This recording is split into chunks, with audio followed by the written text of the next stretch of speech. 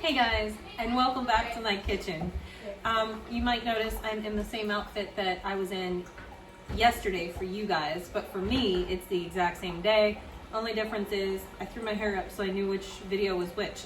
So, I am here today. We are gonna make bread using buttermilk. And the reason why we're making this bread recipe today is because I just got done making homemade cottage cheese from our goat milk.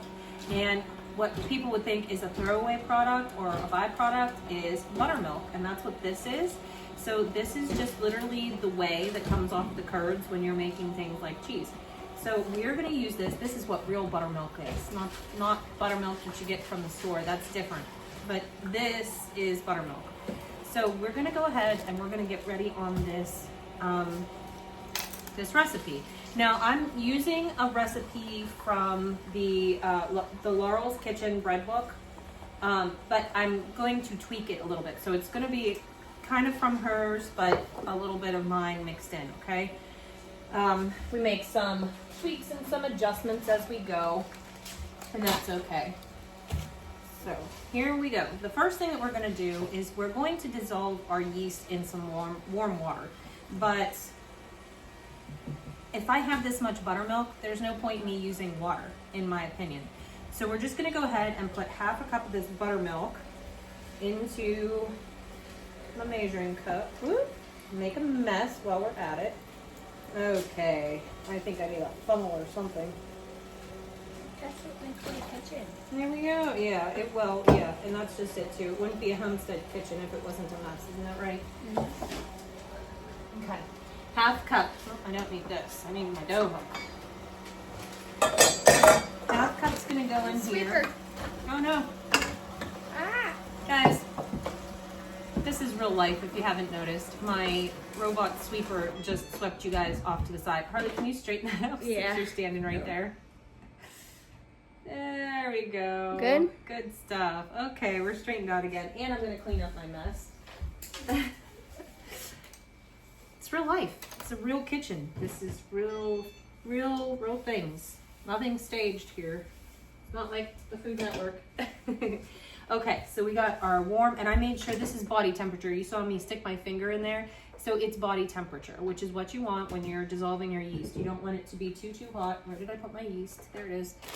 Because it will kill your yeast if it's too hot. So ideally you want it to be under 115 degrees, but as long as you stick your finger in and it feels like it's blood temperature, you're good to go. Now, I've said before in my other videos, I get my yeast in 1 pound bags, and then once I open it, I just put it in a Ziploc, which this Ziploc is about ready to be replaced. I've had it for quite some time, but I just keep it in here because I go through my yeast so fast. You could put this in the refrigerator, it would keep the moisture out, but this is what we're doing, keeping it like this. Jade, you just hit the camera. Still centered? It's centered, but it's crooked. Hold on. It's good.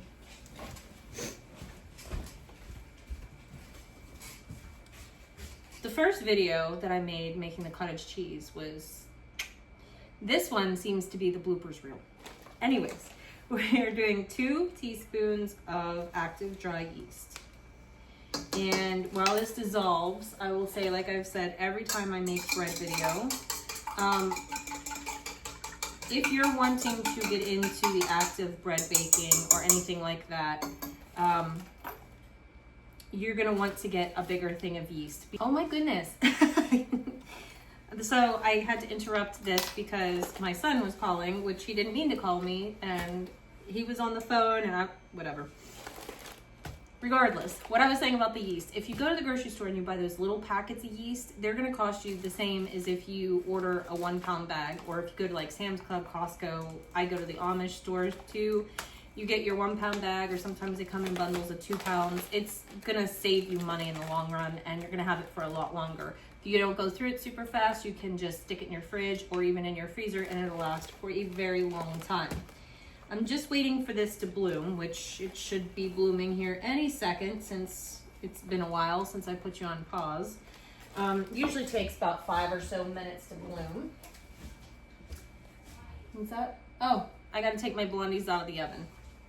Told you I got a million things going on right now. Hold up. Real kitchen, remember.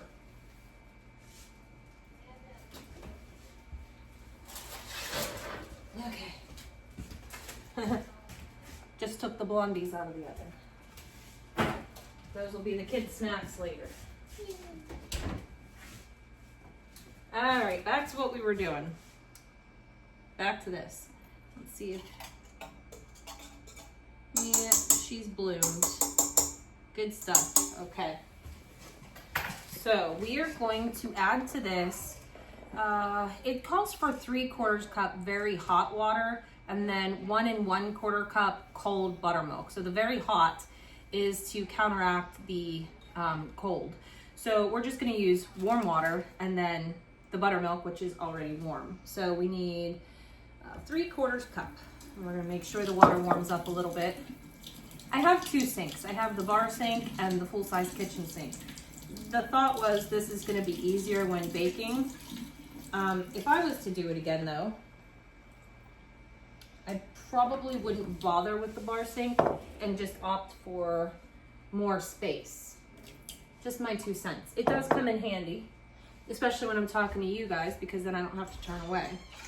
But having 2 sinks this close together seems a little bit redundant. Now, in lieu is to not make another mess, I'm going to put this down in the sink. I need 1 1/4 cup buttermilk. So in the sink it goes. Look at that. All the mess goes in the sink. Couldn't have done that again if I tried, huh? 1 1/4 cup buttermilk. Good stuff. Put that there for right now. Now, it calls for 1/4 cup of honey. I am low on honey right now, so I'm going to use 1/4 cup of sugar. You can switch them in and out. You could also opt to do 1/4 cup of maple syrup, not pancake syrup, but actual maple syrup. Don't confuse the two. So we're just going to use 1/4 cup of sugar. And I already did the buttermilk. Let's see, what do we need? 2 teaspoons of salt, which I have here in my chicken dish. And then we're gonna do 5 1/2 cups of whole wheat flour. Now, we're gonna start with like 4 cups, and I don't know if I'm gonna have enough here, so I just have my all-purpose flour. You can intermix them as you want. I get this in bulk at my Amish supply store. I'm gonna have to make a run though, I see, because like I said, I'm low. So we're gonna do as much of the wheat flour as possible and then switch to my all-purpose flour. There's 1.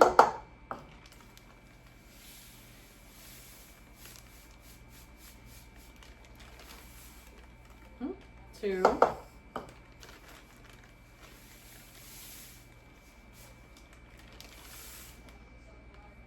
3.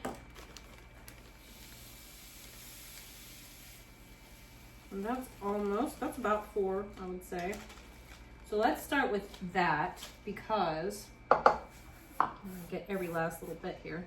We're gonna start with that because you might need more, you might need less, you can tweak it, but you start with a little bit less and then you can add to it, because if you add too much, then you're gonna have to start adding liquid again, and it's just a big mess that nobody wants to get into. So make sure when you're using your KitchenAid mixer for dough that you use it on 1 or 2, you don't go any higher. That's a good way to burn up your motor. Ask me how I know. Actually, I followed the instructions when I got the KitchenAid. I knew that people said it wasn't the best mixer for dough, so I followed the instructions. Otherwise, you void your warranty. We always start on 1, and then we go to 2. I think I am on 2. Yeah. And then you don't go any faster than that. You're just gonna let it go because you will burn it up, guaranteed. And we're just gonna let it kind of come together.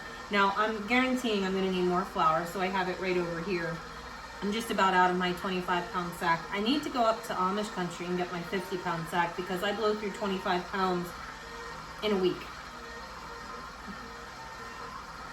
Definitely gonna add more. We're letting it come together. Coffee. No homestead kitchen days without coffee. While that's starting to mix together, I'm gonna grab out my bread pans. Now I have a multitude of different bread pans. We're gonna go over them real quick while that's mixing. These non-stick pans are my least favorite. They're pretty much for the trash. I don't like using them. The non-stick surfaces are pretty much toxic most of the time, so I don't like to use these. I keep them just in case I absolutely need them. My favorite thing to use is the glass. I really love having my glass bread pans. Now, well, I wouldn't say it's my favorite. I like using my glass ones. I only have one glass one though, so I don't always use it because my OCD, I like to have things like a consistent size. What I would like to get is a couple cast iron loaf pans because I think those would probably be my favorite. But I do have these. These are antique. These were given to me. I have a whole bunch of them. They're actually ceramic. And as you can tell, they've been through it. But I love them. And they bake nice and evenly. They're a smaller loaf, so you really get the pretty shape on the top. And so this is what I'm going to be using for this recipe, as it does use, it makes 2 loaves. So I'm definitely still far too wet here. I'm going to go ahead and add another cup to bring us up to 5 cups.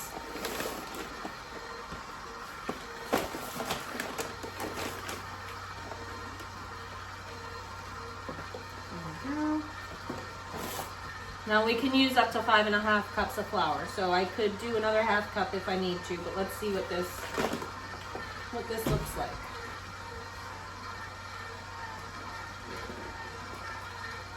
Sometimes it takes forever.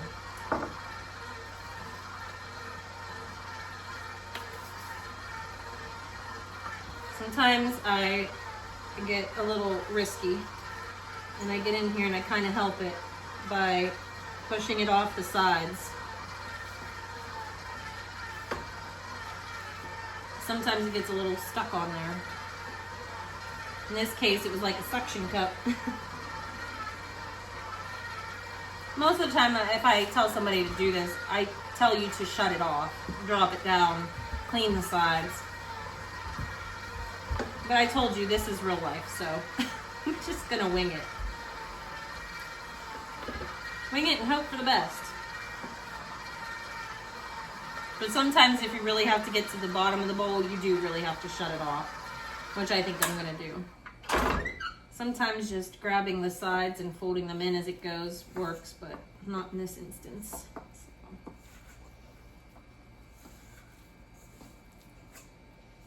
And I will show you guys this dough once it all comes together. Once we get it together, we're gonna want to knead it for 20 minutes. There we go. And I think I am gonna add the extra half cup of flour.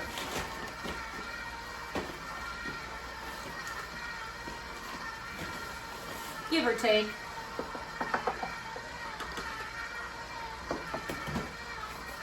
Now with this extra buttermilk, I'm just gonna put it in a container and stick it in the fridge, and then I can use it again later. It will save in the fridge for a few days, up to a week probably. So yeah, and at that point, if I haven't used it, what I'll actually do is take it and put it on the chicken food and give it to the chickens because it's good for them too. So, we're coming along. Let me bring you over here and show you what it looks like. Okay, so now you can see kind of what it looks like as it's coming together. I still kind of think that it's a little on the moist side, but there's a lot of flour still in there that hasn't been incorporated. So we're just gonna let that go. You don't wanna be too hasty to add to it because then, like I said before, if you make it too dry, then you gotta add more moisture and it's just a back and forth that you don't even need to get into. But it's looking like it's still just a tad bit too moist. And sometimes when you're working with whole wheat flours like this, it is a little bit of a crapshoot to see how much moisture you need to add. So let me add just a wee bit more flour. Okay, there we go. It's starting to come together much, much nicer now. This is the consistency that I like to see it. It's gonna soak up all that flour, but you can see it's not shiny or sticking to the edge anymore. That's what you want. And we're just gonna let this knead for 20 minutes, and then I'll be back to show you what it looks like. All right, it's been about 20 minutes. So we are going to take this off of there. We don't need the mixer anymore. Take the dough hook out. See how it came out? Not sticky at all? That's what you want. Now, I have some avocado oil here. And what we're gonna do is just take this dough out of the bowl. And this is what it looks like. It's sticky, but not sticking to my hand, okay? So that's how you know that your dough is a good consistency. I'm gonna go ahead and grease my bowl. You can use olive oil for this too. I just got the avocado oil because, let's face it, it's a little bit cheaper right now. And we are going to cover this up with some plastic wrap and let it sit for about an hour, give or take, until it doubles in size. This is your bulk rise, your bulk fermentation, I guess, if you will. And then once it doubles in size, this is where it's gonna sit. You wanna keep it in a nice, warm, draft-free area. So my kitchen's really toasty right now because I've been baking up a storm, and it's just gonna sit here and it's gonna rise. Depending on the temperature of your house and your kitchen, it might take longer, it might be faster. If your kitchen is kind of chilly, less than 70 degrees, I always recommend you not turn on your oven, but turn the light on inside your oven, and then put this in there and it will proof in the oven.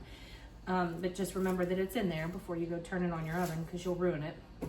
When this doubles in size, then I will come back and show you what to do next. All right, guys, we're back. This dough has officially doubled in size, which I will show you. I'm gonna save this plastic wrap and reuse it. So, voila, that's what it looks like. Good stuff. So we're going to just grease our loaf pans. Again, I'm just using some, not olive oil, avocado oil. You can use olive oil if you have it. All right. Put that off to the side, and I have my bench scraper handy. So we're gonna just turn this out onto the counter. And so you can see it comes out pretty clean. It's tacky, but it doesn't stick to you. Okay, we're gonna try to divide that equally. I always try to get it equal, but it never fails that it's never perfectly even. Now we're just gonna kind of push the air out of it. Got a couple pieces of dough on there. Push the air out of it, and we're just gonna form our loaf. So I always give a little stretch like so, and fold the end over. Same here, a little stretch, fold the end over, and then again, we're stretching it this way, and we're just gonna kind of roll it up. I like to do the stretches because I feel like it helps to give some surface tension, which is gonna give you a nice crust. So this is what you should have, and we're just gonna sit it here in our loaf pan. We're gonna do it again with this one. Push the air out of it. Give it a little tug, fold it over, and this dough is so nice and soft and pillowy and stretchy. It's developed really nice gluten. Just gonna roll it over, tugging a little bit each time. And there you go. So we're gonna put it here in our loaf pans, and we are going to go ahead and cover it up. So I'm gonna just use the same piece of plastic wrap because we like to reuse things around here. And we're gonna let this sit until it rises about an inch or so above the loaf pans. And at that point, we're gonna pop them in the oven, and I'll check back with you then. All right, guys, I'm ready to take the pizza out of the oven, which I have a recipe for that. If you haven't seen it, it's back a little ways. but these loaves of bread are ready to go into the oven, and they're gonna go in for about 45 minutes at 325 degrees. So you can see how they rose up above the rim of these bread pans. So we will see what they look like when they come out. All right, I just pulled these right out of the oven, and I already took them out of the pan. And so I like to brush the tops of my loaves of bread with butter. So that's what we're gonna do. Just got some butter on my brush, and we're just gonna brush it on there. It just helps to keep the crust nice and moist and soft. So just working on there. Plus it adds a little bit of a salty flavor.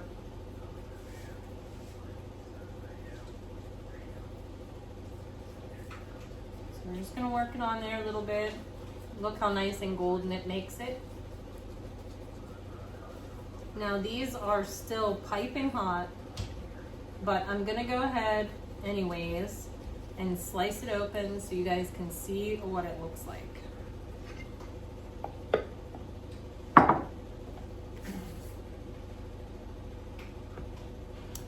It is ideal when you make bread to let it sit until it comes to at least room temperature to slice it, because sometimes the crumb can actually like get kind of smushed. But like I said, we're gonna just cut it open and see what it looks like.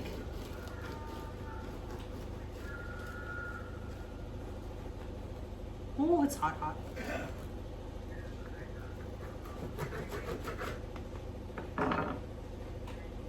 Let me see if I can get another smaller slice here.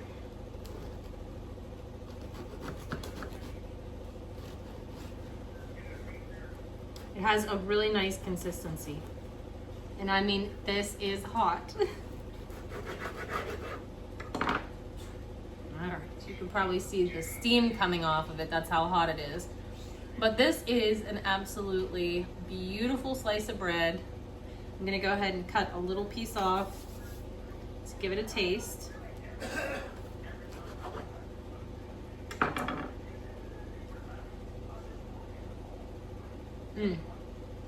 It's everything you want in whole wheat bread.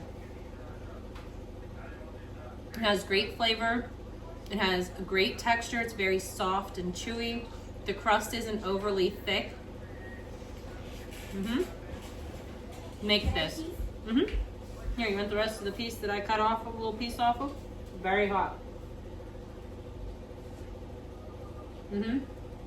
It's hot. What do you think? It's really good.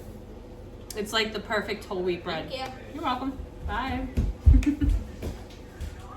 So, if you guys have some buttermilk, I do want to tell you that if you don't have the whey, like I had from making cottage cheese or another dairy product, and all you have, sorry, my son walked past, vibrated a little bit. You're good. If all you have is store-bought buttermilk, you can still make this recipe. I just like to use my byproducts of other homestead kitchen endeavors. Well, I hope you guys enjoyed this video. I hope you will try this bread, and thank you for joining me in my kitchen. See you in the next one. Bye.